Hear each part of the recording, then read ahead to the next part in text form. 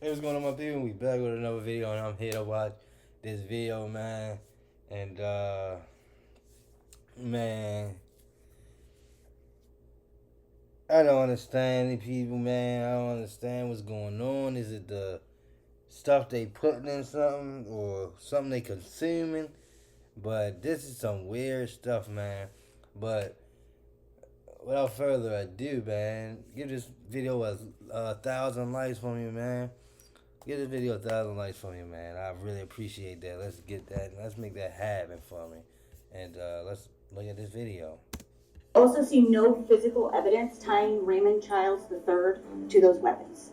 No fingerprints, no DNA. He shot his brother once in the back of the head as he was watching television. Next to Elijah in bed was Elijah's girlfriend, Kiara Hawkins. The defendant shot her once through her right ear. A teenager killed nearly his entire family, all because he left home without permission. An Indiana... What? I ain't hear that right, did I?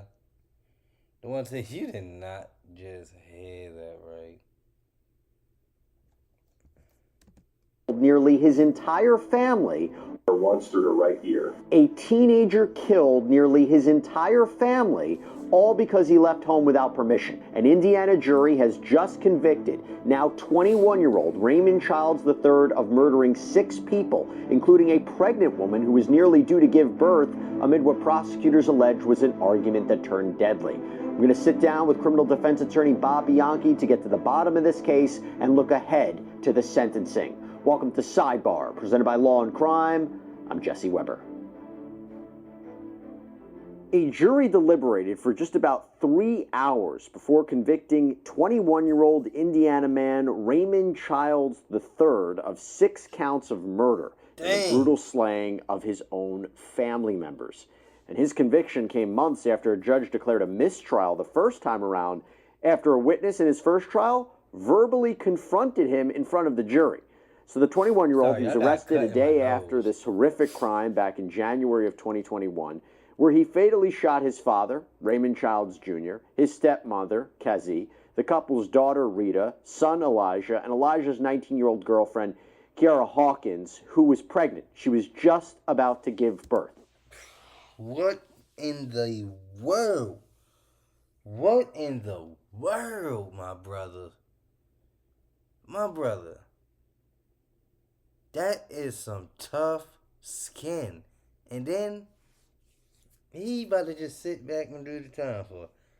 Bro, I'm gonna let you know this, my friend. He in max security, I know for a fact. And like, for one, he ain't never getting out. That's dead. There was one lone survivor of this absolutely heinous attack, and that was Child's 15-year-old brother, who in court documents is referenced only by the initials X. Low-key. And it had to have been the youngest. I didn't want to make on myself. Bro, you done took out my whole family. You done took out my whole family, brother. And I'm only a kid. I ain't gonna lie. He was shot, but he was able to flee the house and escape the gunfire. Now, according to the probable cause affidavit obtained by Law and Crime, XC told police what happened when he was rushed to the hospital. When XC was asked who shot him, he stated Raymond Ronald Lee Childs III. And it actually gets more heartbreaking from there, because when he's asked about his parents, this is what he says. When medical staff spoke with XC about locating his parents so that they could provide further medical care, XC stated, "He shot them. I think they're dead." And XC was just 15 years old. But he's not only just a lone survivor of this attack, but he is a key witness who provided firsthand information to police and prosecutors about the brutality that had occurred. We'll get back to that in a second, but I have to address what's the lingering question here. I'm sure all of you have. Why? What could have possibly led Childs to literally execute almost his entire family? Right. Apparently, it was due to a spat over whether he could stay the night at his girlfriend's home. Yeah, Childs actually left his family's home without permission to stay at his girlfriend's house, and according to the probable cause affidavit, it reads, JD, this is Childs' girlfriend, stated that on January 23rd, 2021, Childs III came over to her house to spend the night. While he was there, he got a phone call from his dad telling him to come home. J.D. stated that sometime between 2 a.m. and 3 a.m. in the morning on January 24th, Childs III drove back over to the house in a white Chrysler. Childs III stated that his father had kicked him out, but we know that version of events is not true because Childs had actually gone home to kill his family before coming back to his girlfriend's house. Oh my God. To be clear, she didn't know about this when he came back, but a surprising phone alert would soon raise some suspicions for her. Why? It says, the probable cause affidavit, about 30 minutes after Childs III arrived back at JD's home, JD received an alert on her Citizens app that there had been a shooting on 36th Street. Right. Soon after, there was another alert regarding a shooting on Adams Street, and this is where the family lived. JD asked Childs III if he knew anything about the shooting, and he said no. Of course now, not. If this isn't enough evidence so far that something terribly wrong had occurred, there's yet... All right, ladies. Oh, gentlemen. Hey, man. Don't be telling y'all kids no. You see what's going on out here, bro. Stop playing, though. No, don't be doing this. Bro, I don't know what's wrong with y'all. I don't know what's wrong with y'all. I know he wasn't that goddamn spoiled. But, man, he said no. He snuck out anyway. He came back and...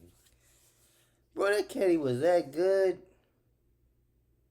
That kitty was that important to get. And now what? Now what? You did that. Now what? You just gave her a single life. Maybe he did her a favor, honestly. That's what it sounds like. For him to do that for his family, yo, to do that to his family, he did her a favor. Other suspicious situation that arises, this time when JD drives Childs to a different... Not a good way. He got away from her. He got her. He did something that, hey, that could have been me that got killed. That could have been her that got. It could have been the other way around. In her Chevy Impala following the sleepover, listen to this part of the affidavit about the evidence that Childs actually left behind, wrapped... Let me show you why I stopped paying for all my other sample libraries. This is Arcade by Output. This thing has sounds, samples, instruments, effects. Wrapped in a bundle of clothes. Quote, when they left, Childs III placed the clothes by his feet in JD's car. When they got to where Childs III wanted to go, he took the clothes with him. Shortly after JD pulled off, she hit the brakes and saw a magazine clip, meaning a firearm magazine clip, fly forward on the passenger's floorboard of her Impala. Detectives, they obtained a search warrant on the girlfriend's vehicle. They did indeed recover this magazine clip that you can see right there. And detectives then tracked down Childs, arrested him after taking him to their homicide office. Now, I had mentioned earlier that Childs' younger brother, 15-year-old XC, would prove to be a very vital witness. But a few days after this incident, detectives talked with him more at the hospital, and he told them the exact timeline of the shooting as he saw it from inside that home. Quote, XC told them that before the shooting, his father had asked him to put some water in a bottle, so he went to the bathroom to fill it. At that point, he heard 2 gunshots. His father got out of bed, ran to the stairs, and said, "What was that?" He then heard his sister RC say, "Raymond shot Elijah." Another gunshot went off, and he heard his dad say, "I'm sorry, Raymond, I love you." Wow. Now, XC was still inside the bathroom, makes his escape at this point, but Childs chases him outside. He even offered his older brother money to not kill him, promised he wouldn't say anything, but Childs shoots him in the leg, shoots him again in the arm. And XC was somehow able to make it into a neighbor's home until police arrived, and he was rushed to the hospital. He made a miraculous recovery despite being in quite serious critical condition. And as for the firearm in this case, there were actually 2 that were used. Police were able to recover one in the basement of the family's home, and the other they were able to retrieve after they received a call from a person who actually picked up Childs after the murder. He apparently told police when Childs III got into the truck, he was armed with a Draco firearm that AV recognized as belonging to Raymond Childs Jr. AV told Childs III to give him the gun because AV had a permit to carry the firearm, and Childs III complied. This witness, known as AV, then handed that weapon over to police. and you can see it pictured there. Police were able to match some of the spent shell casings found at the scene to the weapon, and the other casings were matched to the 9mm handgun that was found in the basement. So with all that in mind, now we have a guilty verdict. I want to bring in a special guest to break all of this down. Criminal defense attorney, former prosecutor, friend of the show, Bob Bianchi. Bob, thank you so much for coming on. It's really, really good to see you. What are just your initial impressions and thoughts on a case like this? Hey, Jesse, thanks for having me on. Love the show, love the format, and of course, always love working with you.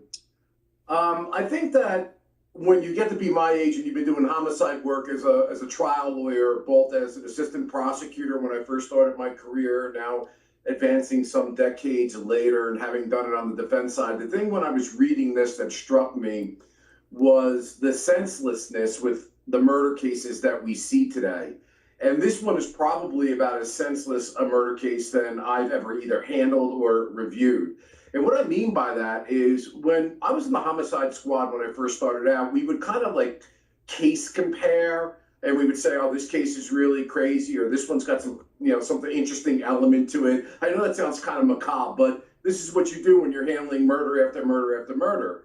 But the thing was, back then, what strikes me now is that there was always something where the motive made sense. You may not agree with it, but whether it was money or drugs or gang violence or infidelity, you could put your arms around the reason why the person did the thing that they did, right, despite how horrific. I handled one where they poured gasoline on a pregnant woman and lit her on fire. Dang. So the murder itself was horrible, but you understood the underpinnings of it. Today, when you see something like this, it just seems to me that there's a massive desensitization of individuals. There's no bar in terms of the conduct, and to me, it's almost like an automaticity. It's like I'm angry and I'm going to lash out in as big a way as I can. Now, I think it's actually reflective of a social decay, a breakdown in the mores, if you will, of society, mental health issues that aren't being addressed. Because it's very difficult for me as a seasoned homicide prosecutor and defense lawyer to look at the calmness of this conduct. I mean, one of the things we look at as a homicide prosecutor, because we're worried about mental health offenses coming in, like passion provocation or something that minimizes it for murder and lowers it, maybe an insanity defense, is we look at goal-oriented behavior. And that, man,